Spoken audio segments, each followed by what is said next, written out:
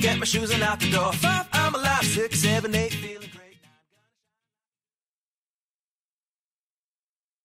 Hello, BYWG Podcast Tribe. This is Dr. Noah. For the month of December, we are featuring an awesome book of the month written by a long-term friend, and the product of the month is a BYWG favorite, and one of my favorites, Dry Farm Wines.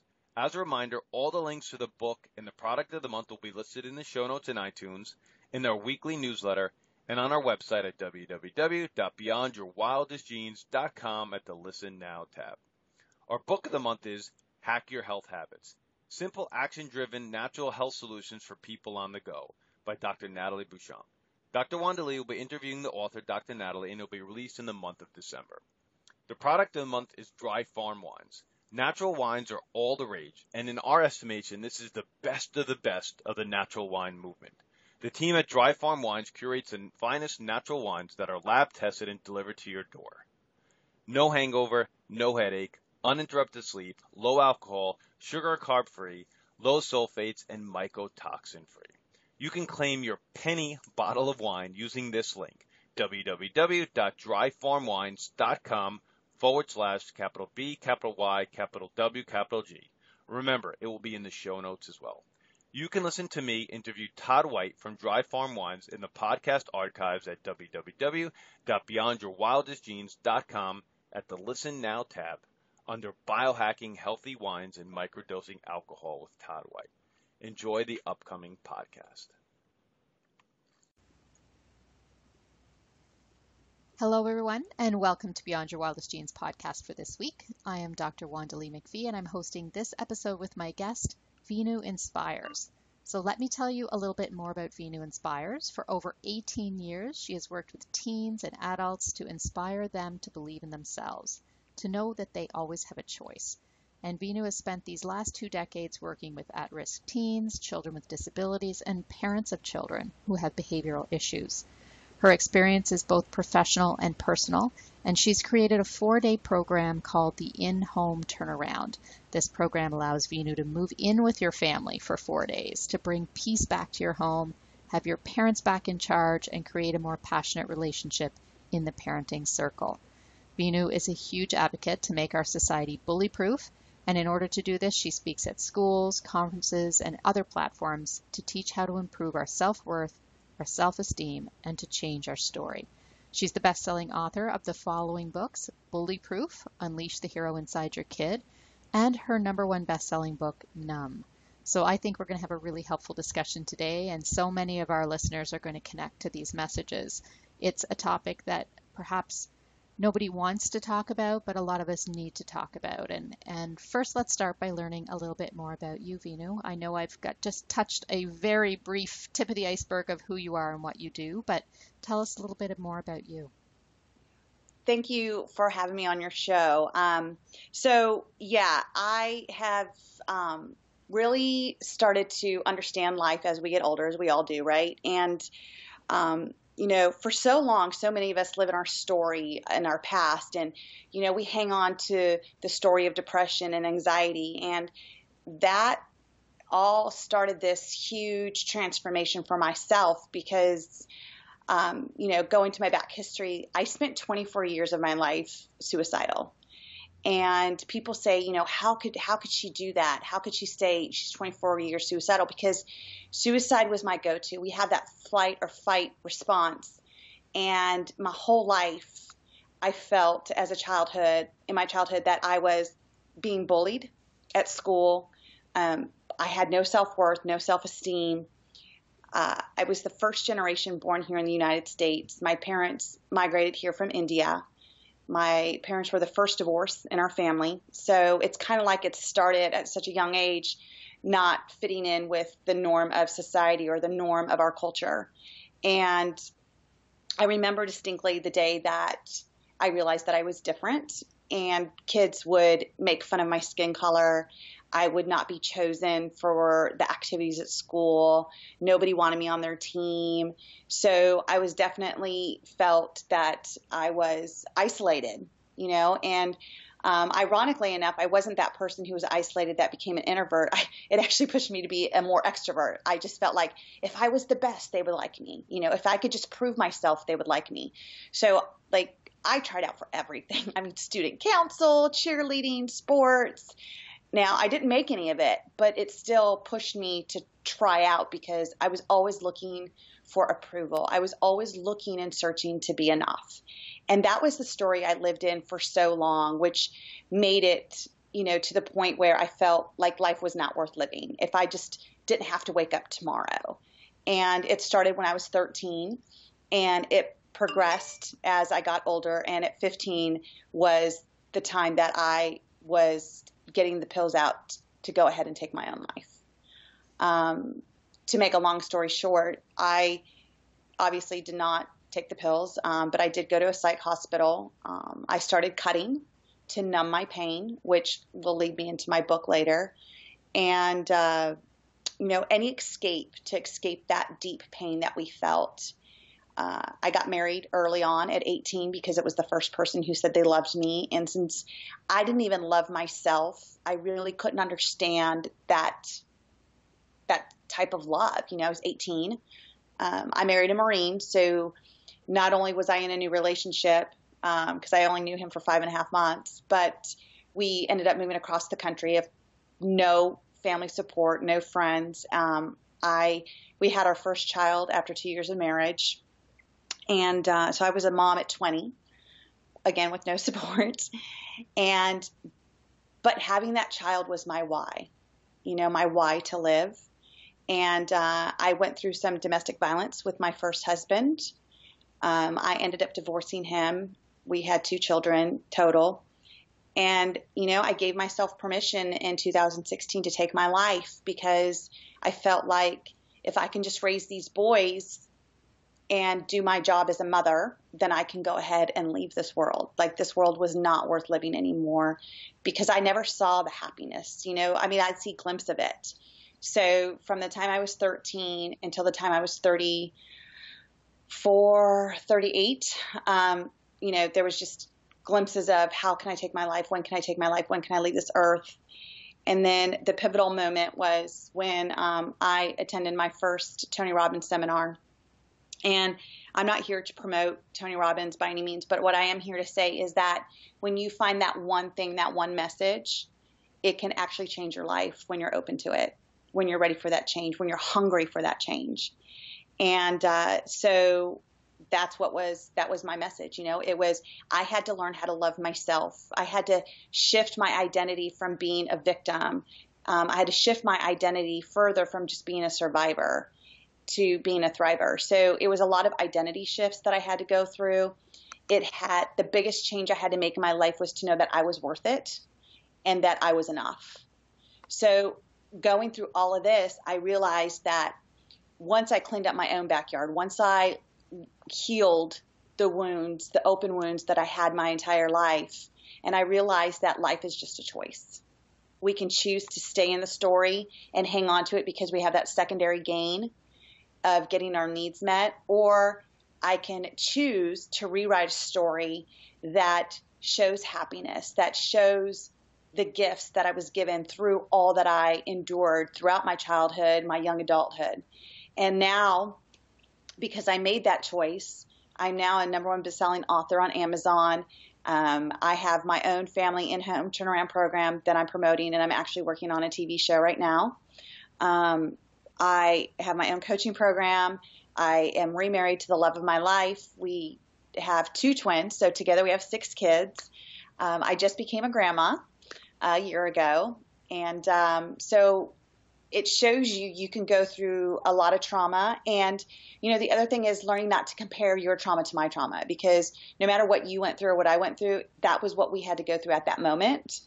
And the struggle was real regardless. And it just takes you to, what's the gift and how can I share that gift? So, the purpose of my life now is to take all the gifts that I've endured in my life and share them with the world to hopefully help other people shift their story and see that they also can create the life that they want to create.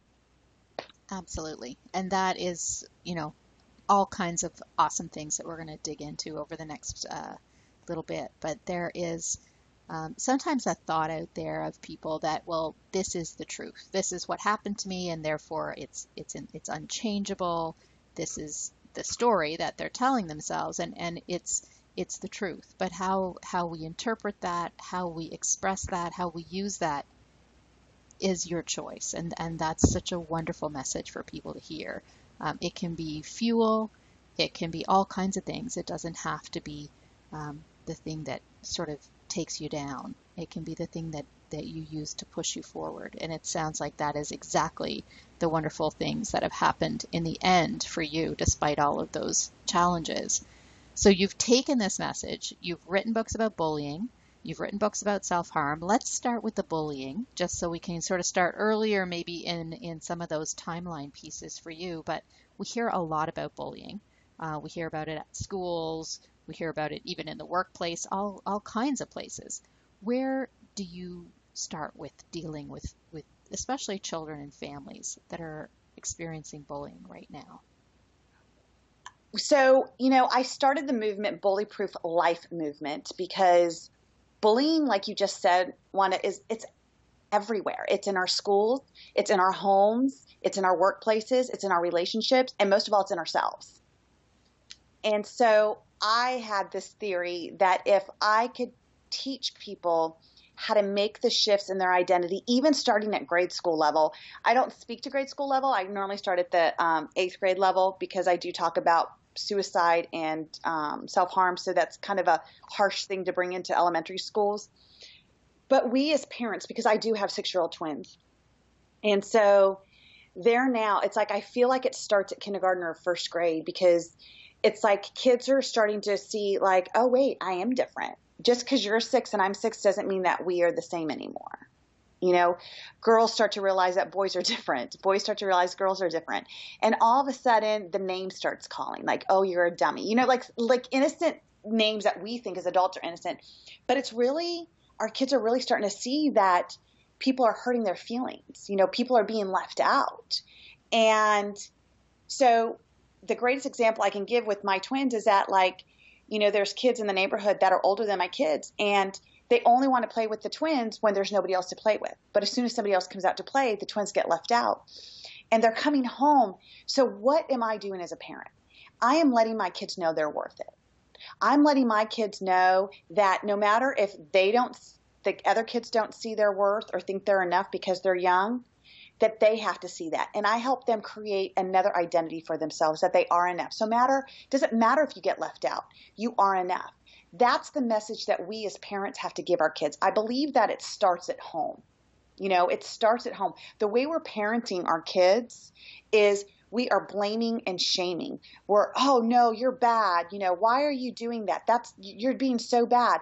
We are labeling our kids, they're bad. So what are they doing? They're becoming bad. Instead of saying, you know what? You are a good person. You are so amazing. You light me up. And you do not make great choices. What is a better choice? So if you start teaching your kids at such a young age how to process that, like, wait, I am good. I am a good person, but I just didn't make a good choice. And what did you learn from that? My 6-year-olds will tell you, they'll come home and say, my teacher said I was bad. And I said, well, what do you think? They're like, I'm not bad. I said, okay, well, what happened? They're like, I just didn't make good choices today. Okay, well, what could you have done differently? And that leads into a dialogue. I am setting my kids up to win. I am setting my kids up so they won't ever be bullied, because no matter what anybody tells them, they know their truth. So when you ask me, where does it start? To me, it starts at home. It really starts at home.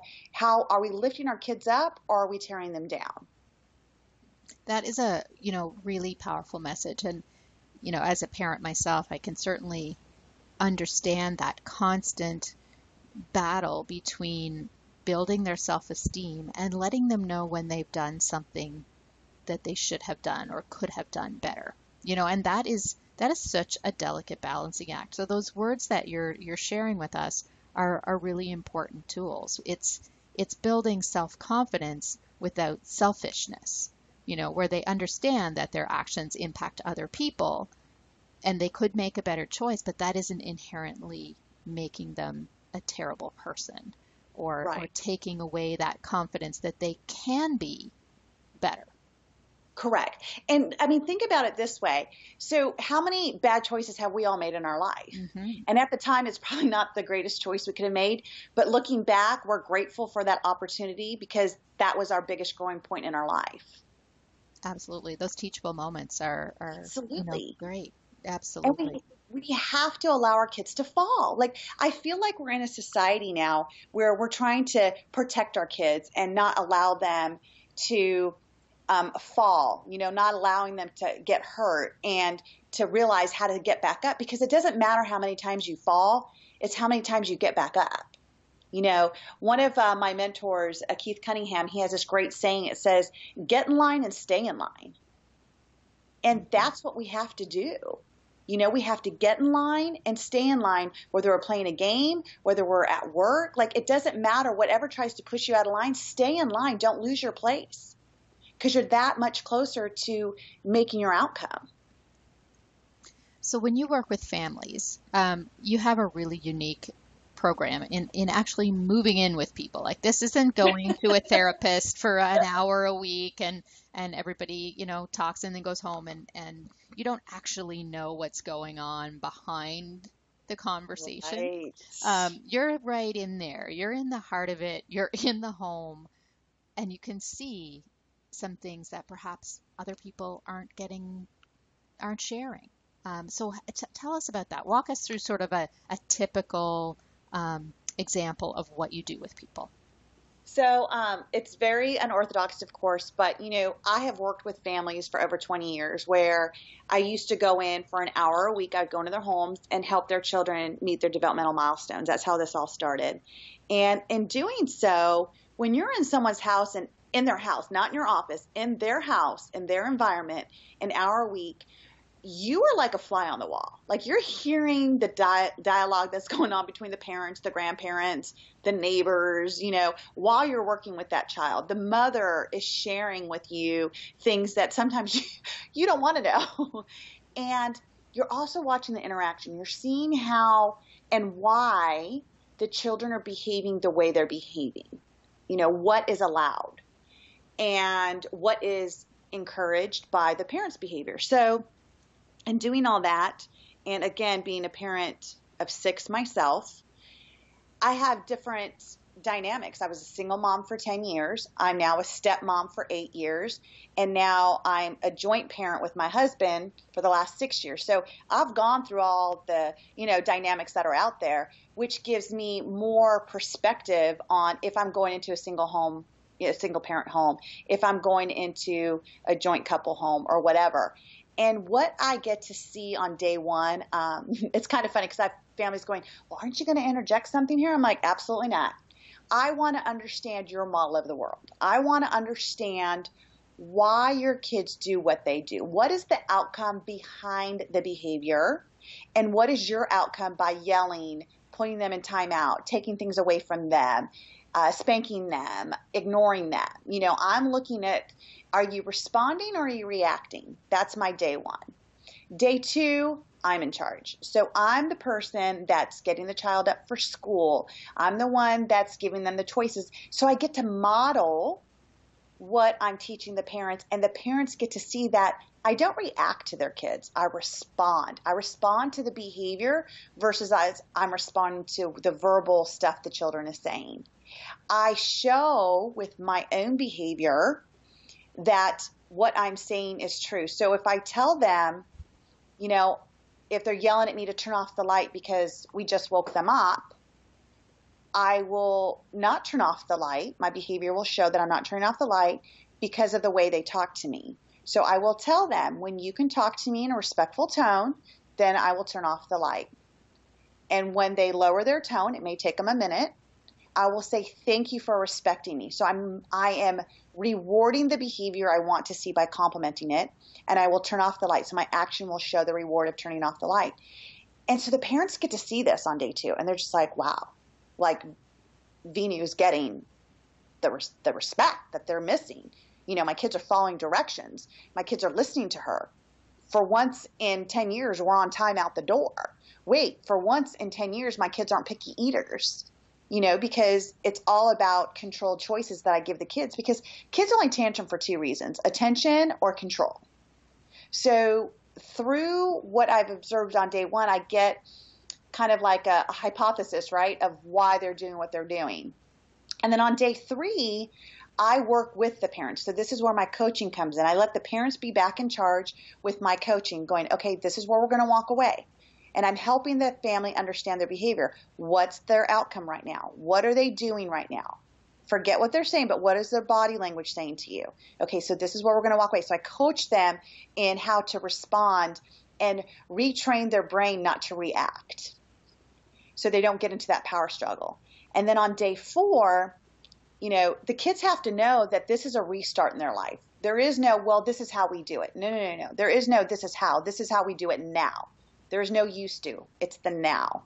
And so the parents have to show them that whether I'm there or not, this is their new, right? And so, because I'm leaving, I'm leaving that night. So, and then I back it up with 13 coaching sessions afterwards to make sure the changes are sustainable. So I have clients in Mexico and Australia, all over the United States, Canada. And so we do the FaceTime. I FaceTime with the kids. I FaceTime with the parents. And they have that support 24/7, because if something's happening, they can text me and say, hey, this is happening. And I could just give them a quick strategy to keep them accountable for what they learned in those 4 days. And I'm going to tell you, Wanda, I have clients 2-3 years out that still, just like today, I got a message from one of my clients in Australia where his son was really attacking, like he punched holes in the walls. He would have meltdowns. He's 11 or 12 years old. And the dad was just telling me, now we're in almost December and there has not been one tantrum since I've left. So these are the shifts we're making. Their kids are eating healthy, balanced meals. They're not getting up and down. The kids aren't sleeping in parents' beds anymore. The parents actually have their own privacy in their room again. These are the shifts, the major shifts I'm making. And most of all, parents can go out and their kids aren't tantruming in restaurants, and they're, obeying their parents. There's a respect that is redeveloped in the homes.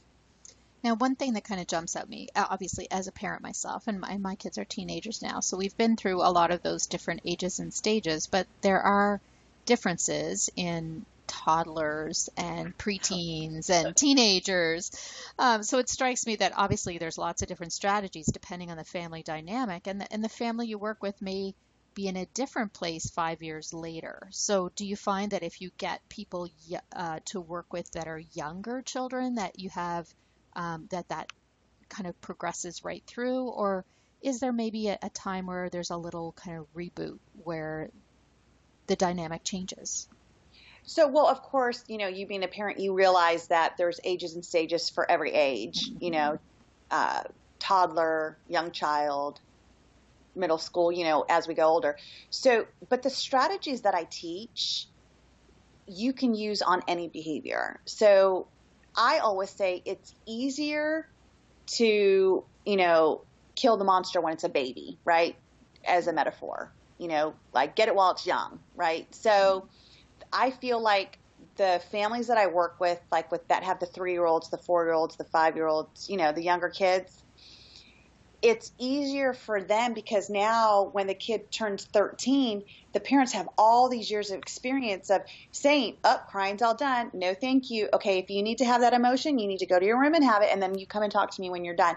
Like, they have years of experience. So when there are teenagers, they've created a great dialogue between their teenager now, because you and I both know as teenagers, that's probably like the hardest time to get them to talk to you. So now we've made it innate in them where they want to talk to you because they know you're listening. They know you're present with them. So I believe that, but I'm also an early interventionist. So the earlier you start, the better. But I also believe, like with the ones that I work with that, they call me in when they're teenagers, and I get a lot of kids that are on medication for depression and anxiety. And I tell the parents, I'm like, you got to take them off of this before I come, because we're just masking it, And I want to say that I'm not total anti-meds, because I've worked with families that their kids really do need medication, but the medication doesn't zombify them, if that makes sense. Mm-hmm. It really just goes to the problem, the medical problem, the chemical imbalance that they have, but we're able to still modify the behaviors through the behavior modification that I do. So, even with the teenagers, as they get older, the tools that I teach are forever tools. So the difference, between therapy and what I do is I'm teaching concrete strategies where hopefully my goal is to work myself out of a job with you. That I can teach you what I know so you can do it. And that's the whole purpose of moving in with somebody, so they can, we're visual learners, most of us, so you can physically see how I'm implementing it. Because I can give you a strategy like over this podcast and you can try it, but how different would it be if you saw me do it in front of you with your own child? Exactly. Yeah. And that's often, the implementation part is the toughest. It is part of anything, and that's where the outcomes really live. So it's learning not just what to do, but how to do it, and feeling that in your nervous system as well as in your kind of intellectual brain. Right. Think of a personal trainer. Mm-hmm. You can watch videos all you want on how to lift weights, but when you're with a personal trainer, they're like, your back's not straight. Get your back straighter. Okay, you need to go just a little bit more down. The TV doesn't tell you that. Right. So it's like the little 2 millimeter shifts that we have to make to get the right outcome that we're searching for. So that's obviously a huge part of your work right now, and part of the foundation of the work you do around self-esteem and helping parents and children. And part of that, it sounds like, really came out of your own experience and your first book, Numb. With the last few minutes we have left, I'd love to talk a little bit more about Numb and your perspectives on self-harm. And that seems to be a rising thing, particularly from what I've seen through middle school age, maybe a little bit more females than males at that age, and then right on up through high school with all kinds of teenagers. Talk a little bit about your book. Okay, so when I decided to write a book on self-harm, it's because I feel like it's a taboo. Nobody wants to talk about it. It's like the silent pain number. It numbs your pain. It takes away, for me personally, it took away the deep pain that I was feeling in my heart. It was physical pain that I was feeling in my heart from all that I was encountering with the bully, not feeling good enough, not feeling loved. And I knew my mom loved me, that was unconditional. And it just wasn't enough. It wasn't enough for me to know that I was loved internally. I felt like people would be better off without me. So instead of killing myself, I just tried to deal with the pain. And so I personally would scratch my skin until it bled. And it was easier to hide. Cutting is not something that people show. They do it in places that are not noticeable. And what I've noticed, and you're right, it's more predominant with girls. 1 out of 5, the statistics are, and 1 out of 7 boys are doing it. It's a learned behavior. It's not like you wake up one day and say, oh, the pain's so deep, let me cut myself. It's not like that. You have been around somebody that's doing it. Somebody does it and you're like, wow, that's kind of odd, weird. Why are you doing that? That's crazy. Why would you hurt yourself? And then all of a sudden you encounter something and you try it and you're like, oh, wait, that did take the pain away for that moment, So when I wrote this book, I was going to really just write about my journey, but my whole outcome for the book was about how can I impact the world? How can I introduce that this is happening? And there's different reason why. Our why for cutting is different. Our how to stop is different. So 2 of the co-authors in the book were actual coaching clients I worked with, teenagers that were cutting, and they had stopped, with the strategies that we had talked about through my coaching. And so I put them in the book. They wrote their journey. And then I got a couple other people to write their journey, because I wanted this book to impact the world. And if one of your listeners doesn't resonate with my story in that book, hopefully they'll resonate with one of the other 5 girls' story in that book, and then saw how they got out of it. Because we all have different ways of how we stopped and our why for stopping. So that is why I came out with this book. And, I feel like that's one of the reasons why I'm not chosen a lot to speak at schools, is because people don't want to talk about it. And yet It's all over the news that these kids are committing suicide at 10 years old. But yet nobody wants to talk about it because it might influence them to do it. And I am here to say we have to talk about it. We have to talk about it so we make these kids that are thinking or contemplating or doing the cutting to know that they're not alone and to know there are resources out there that they are worth it. And that is why I'm such an advocate on self-worth and self-esteem, because if you know you're worth it, you're not going to cut yourself. If you know you're worth it, you're not going to be bullied. You don't care what that person says about you. If you know you're worth it, you're not going to try to kill yourself and find a permanent solution to your temporary problem. Mm-hmm.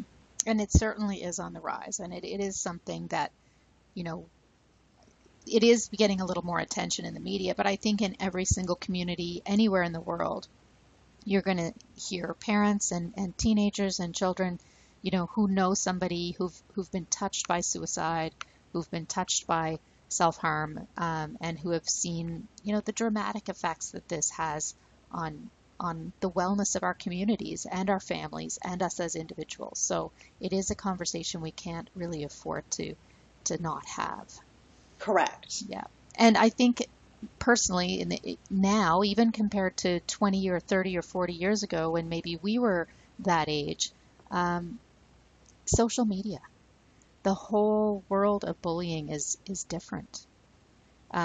So much more prevalent, so much more vicious, I think, in some ways, because you can do it from the safety of your keyboard or your phone, as opposed to, face to face with people. Do you see that has increased bullying or the activities that people do to harm themselves if they're being bullied?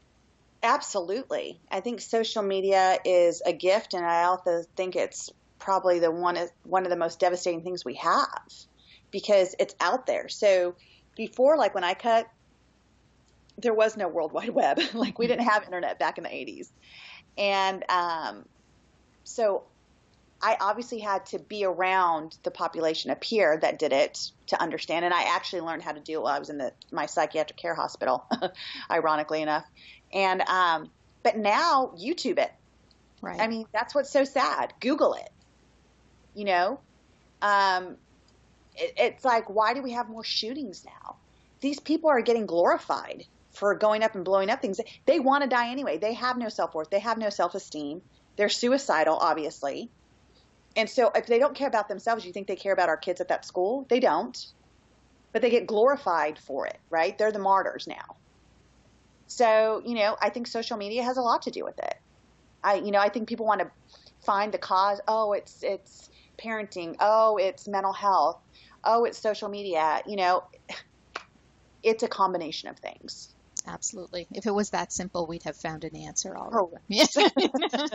Correct. So let's just leave a final thought with our listeners.